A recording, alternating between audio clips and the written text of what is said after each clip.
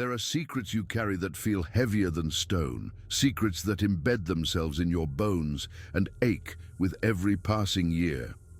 I learned that truth in the deep woods of northern Idaho, in a place where the pines grow so dense they blot out the sun. What we found there, what we did, it broke our lives and remade them into something new, something fragile and beautiful and ultimately heartbreaking. I'm going to tell you the story now, the whole of it, because I'm 75 and my heart is a tired old engine, and if I don't let this secret out into the world before I go, it will turn to poison inside me until there's nothing left. My name is Clara. In the fall of 1988, I was 32, a nurse at the small community hospital in Silver Creek, a town that barely registered on most maps. My husband, Samuel, was 35, a veterinarian whose clients were mostly the farmers and ranchers scattered across the rugged landscape. We'd been married for 9 years and had spent 7 of them trying for a child. Each month was a fresh wound. Each negative test was a confirmation of my body's failure. I'd helped deliver countless babies for other women, felt their first cries vibrate through my hands, and then I would go home to the empty room we'd painted a soft, hopeful blue years ago and never used. It was Samuel who suggested the cabin. His grandfather had built it in the Sawtooth National Forest, a rustic fortress of logs and sheer will against the wilderness. The nearest road was a mile away, the nearest town a 45-minute drive. It was the kind of profound isolation that could either mend a fractured marriage or shatter it completely. We were praying for the former. We arrived in late September, just as the aspens were igniting into brilliant gold. The air at that elevation was thin and sharp, scented with pine sap and damp earth, a smell that clung to you and followed you into your dreams. The cabin was just as I remembered it from our honeymoon, simple, sturdy, with a big stone fireplace that radiated a comforting warmth and windows that framed an endless sea of trees. The first few days were a quiet truce. We slept in, made simple meals, and walked the overgrown trails his grandfather had blazed. We avoided the subjects that had become minefields between us: babies, fertility clinics, the silent blame that had settled like dust over our marriage. We simply existed together in the quiet, and for the first time in a long time, it was enough. On the 4th morning, the world tilted on its axis. I woke before the sun to a sound that my sleeping brain couldn't place. It was distant, but it sliced through the morning quiet with a chilling clarity. It wasn't an animal, not one I'd ever heard. It was a voice, or something like it, crying out in what could only be described as pure agony. It rose in a high, keening wail, then dropped to a guttural moan that seemed to vibrate through the floorboards. Samuel was already sitting up, the flashlight beam cutting a nervous path across the ceiling. "You hear that?" he whispered. It wasn't a question. "Something's hurt," I said, my nurse's instincts overriding my fear. "That's a sound of distress, labor, or a bad injury." He was already pulling on his boots. "Could be a bear," he said, his voice tight with an uncertainty that told me he didn't believe it any more than I did. We both knew what bears sounded like. This was different. We didn't debate going. We were a nurse and a veterinarian. We were built to run towards suffering, not away from it. Samuel grabbed the emergency medical bag he always kept in his truck, and I pulled on my coat and followed him out into the cold, misty dawn. The sound pulled us down the slope from the cabin toward a creek that marked the edge of the property. The fog was a thick, wet blanket, swallowing sounds and twisting the familiar shapes of the trees into ghostly figures. I kept a hand on Samuel's back, for balance and for a courage I didn't feel. The smell hit us first. It was a primal, powerful scent of wet fur, musk, and blood, so strong it made the hairs on my arms stand up. Samuel stopped dead in his tracks. "Clara," he breathed, his voice a choked whisper. "Look!" She was lying at the foot of a towering ponderosa pine, her huge form curled against the trunk. In the dim, foggy light, my first thought was that I was looking at a bear, a monstrously large one. Then she shifted, and the truth, impossible and terrifying, crashed down on me. She was immense, easily over 7 feet tall, even lying down. Her body was covered in thick, dark brown hair, matted with dirt, and what I instantly recognized as blood. Her face was broad and surprisingly human-like, with a heavy brow and a wide, flat nose, but her eyes, when they opened and met mine, were what stole my breath. They were a startling shade of amber, like honey held to the light, and they were filled with a profound intelligence, with pain, and with a desperate, heartbreaking plea. "My God," Samuel whispered beside me. "It's real." I saw it all. The impossible creature from myth and legend, and beneath that, I saw a female in the final, desperate stages of childbirth. Her belly was taut, contracting in visible waves. Her legs were drawn up. A pool of blood was spreading beneath her on the pine needles, far too much blood. She was hemorrhaging, she was dying, and she was not alone. I moved forward on instinct. "Clara, no!" Samuel hissed, grabbing my arm. "We don't know what it is, what it will do." "She's having a baby," I said, my voice shaking but firm. "And she's bleeding to death. If we do nothing, they both die." The creature, the woman, watched us. She made a low, guttural sound, not a threat, but a sound of utter exhaustion. Then, in a gesture of unimaginable trust, she shifted her body, exposing herself to us. She was asking for help. Samuel and I had worked together on difficult births before, on cows and horses, but the mechanics were the same. Our training took over, a familiar dance in an impossible theater. I knelt by her head, my heart a frantic drum against my ribs, and spoke to her in the same calm, soothing tones I used on frightened human mothers. "It's okay," I murmured. "We're here to help. We're going to help you and your baby." She whimpered, a sound that tore at my heart, and her massive, calloused hand came up. For a terrifying second, I thought she would strike me. Instead, her fingers, surprisingly gentle, brushed against my hair for a fleeting moment. Then her body was seized by another contraction, and she threw her head back and screamed, a sound that ripped through the forest and seemed to shake the very ground beneath my knees. I quickly assessed the situation. The baby was crowning, but the position was all wrong. A shoulder presentation. In a human birth, it's a dire emergency. Here, in the middle of nowhere, for a creature that shouldn't exist, it was a death sentence. "Samuel, I need you," I said, my voice sharp with urgency. "We have to try and turn it." He was by my side in an instant, his fear replaced by the focused calm of a doctor.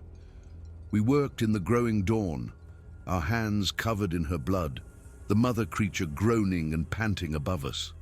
She was incredibly strong. With each contraction, she gripped the trunk of the pine, and I could hear the bark splintering under her fingers. But she never fought us. She let us work, let us help, trusting us in a way that defied all logic. Just as the first rays of sun cut through the fog, I felt the shift under my hands. The baby turned. The mother gave one final, earth-shattering cry, and the child slid into my waiting arms.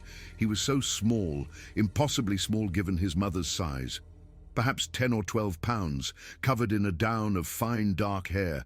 His limbs were long and slender, his hands already strong, his tiny fingers grasping at my own. I wiped the fluid from his face, and he let out his first sound. Not a cry, but a series of sharp, huffing grunts that grew into a high-pitched, resonant wail. It was the sound of life, raw and defiant, and I felt tears streaming down my face. "You have a son," I whispered to the mother, holding him up for her to see. "A beautiful son." She reached for him with a trembling hand. A soft, crooning sound, almost musical, escaped her lips as her eyes fixed on him. a look of pure, maternal love that I knew as well as my own heartbeat. Her whole body seemed to relax, and that's when I saw that the bleeding hadn't stopped. I gave the baby to Samuel and turned back to the mother. The placenta was retained, and the hemorrhage was getting worse.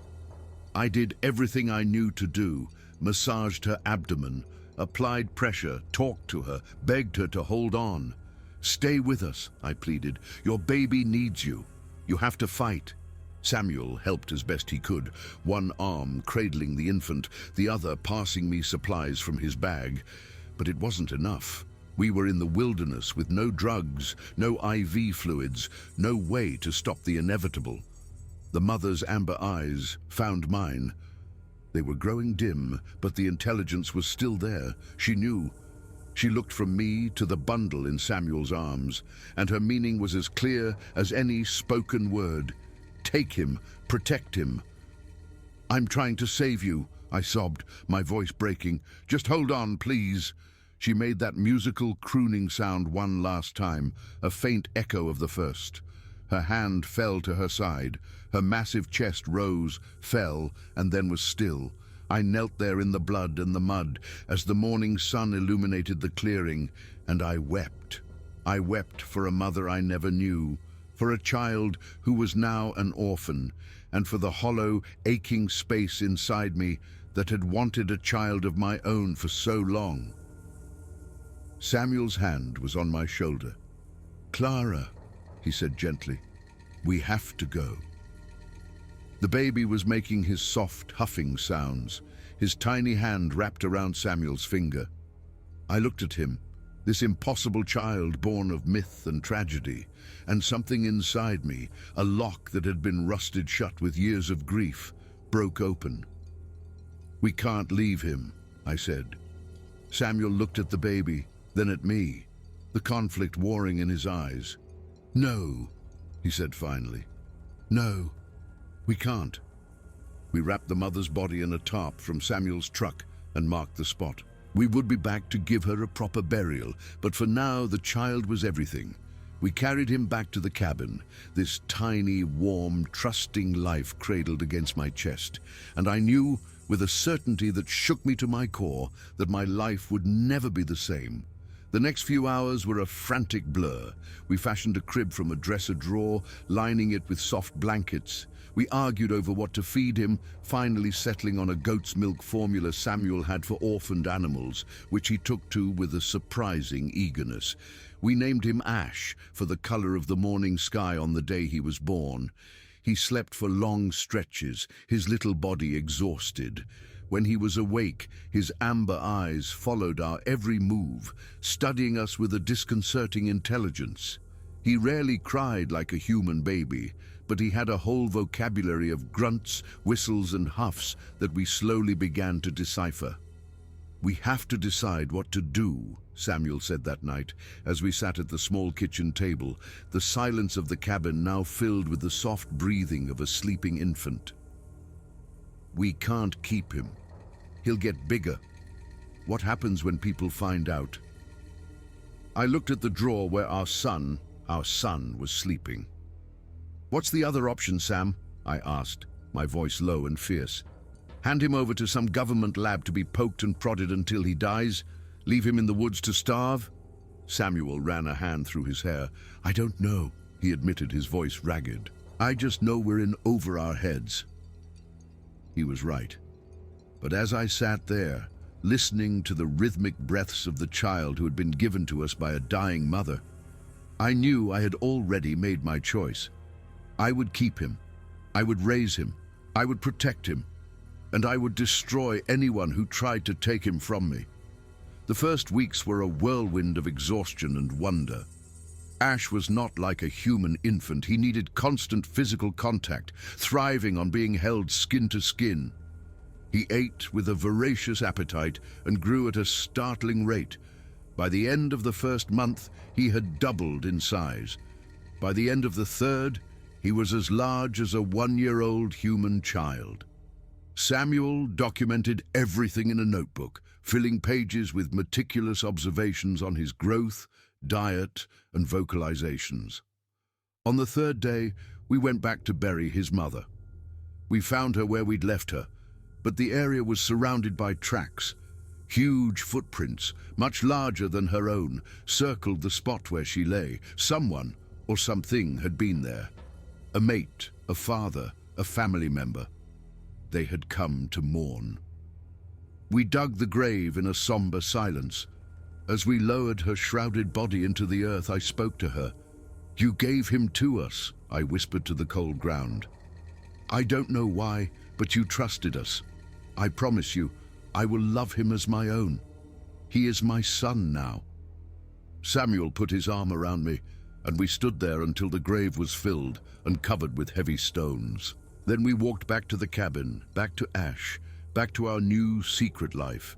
The years that followed were the most beautiful and terrifying of my life. Ash grew with astonishing speed, his development following a path that was entirely his own. He was walking by 6 months, not toddling, but moving in a fluid, knuckle-assisted lope that was unnervingly fast. By his first birthday, he was climbing the trees around the cabin with the agility of a monkey, giving me 1,000 heart attacks a day. His speech developed slowly. For a long time, he communicated with a complex language of sounds and gestures that we learned to interpret. He understood our words long before he could form them himself. He was nearly 2 when he said his first word. We were on the porch at dusk. Ash, now the size of a 4-year-old, was curled in my lap. "Ma," he said. The sound was rough, deeper than a human child's, but the word was perfect.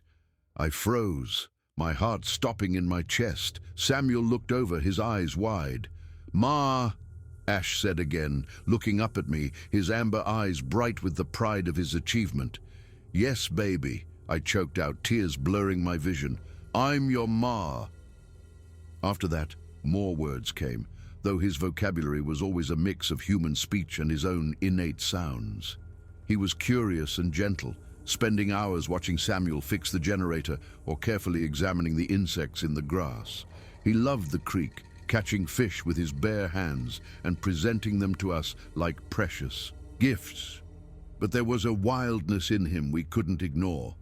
At night, he would stand at the window, staring into the darkness, making low calls that were sometimes answered by a distant echo from the deep woods.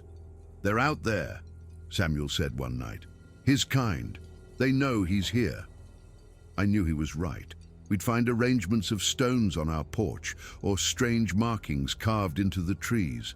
The feeling of being watched never left. But I pushed the fear down. He was my son. I would not give him up. The hunter arrived in the autumn of Ash's 5th year. By then, he was nearly 6 feet tall, a powerful young creature of muscle and dense fur. He could speak in simple, direct sentences, his intelligence shining in his expressive eyes.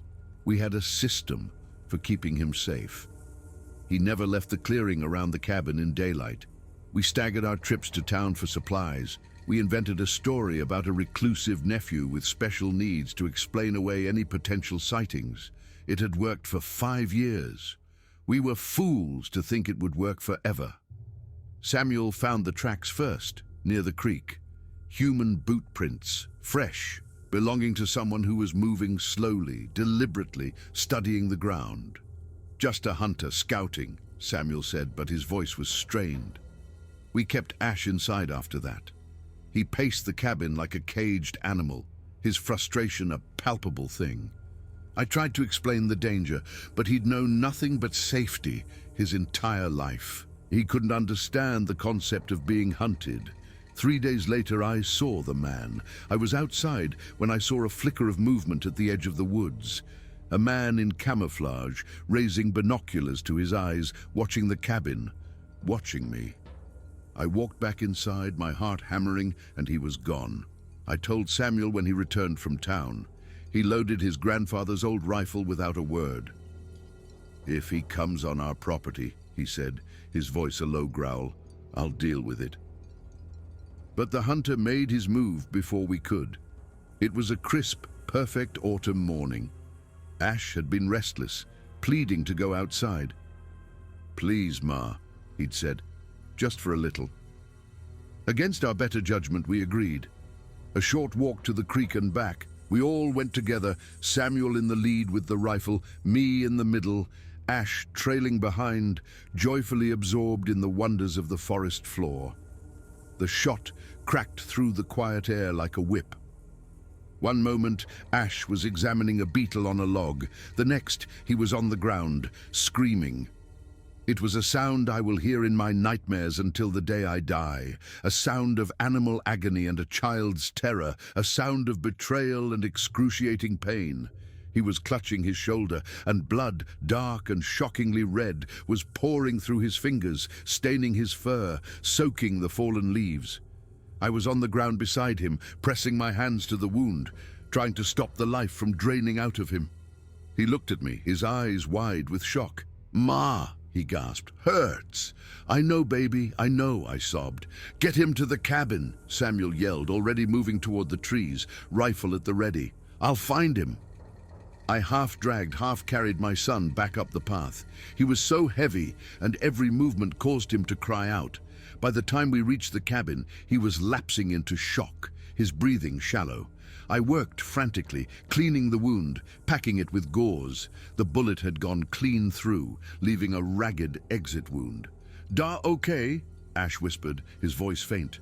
"Da's fine," I lied, my own terror a cold knot in my stomach. "He'll be right back." Samuel returned 20 minutes later, his face ashen. "Did you find him?" I asked. He nodded, sinking into a chair. "He was set up in a blind, at a camp, but I didn't have to do anything. They got to him first." "They?" "The others," he said, his voice trembling. "The ones who watch. They must have been following him. He was dead when I found him, torn apart." A cold dread washed over me. Justice, swift and brutal, had been served by the silent watchers in the forest. Ash's fever set in 2 days later. It was an infection, unstoppable. We gave him antibiotics from Samuel's vet supplies, but we were guessing at dosages, praying for a miracle that wouldn't come. For 48 hours, he burned with a fever that seemed to consume him from the inside out. He thrashed and moaned, lost in deliriums. On the third night, his temperature began to drop. Not a break, but a surrender. His body was giving up. "Clara," Samuel said softly, his hand on my shoulder, "it's time." "No," I whispered, rocking back and forth. "No, he's strong. He'll be okay." But I looked at my son, really looked, and saw the truth. His breathing was slow, labored, with long, terrifying pauses in between. His eyes, when they fluttered open, were glassy and unfocused. "Ma," he whispered, his voice barely audible, "hurts bad." "I know, baby. I'm so sorry." His hand, so large and powerful, rose weakly to touch my cheek. "Ma's sad," he said. "Don't be sad.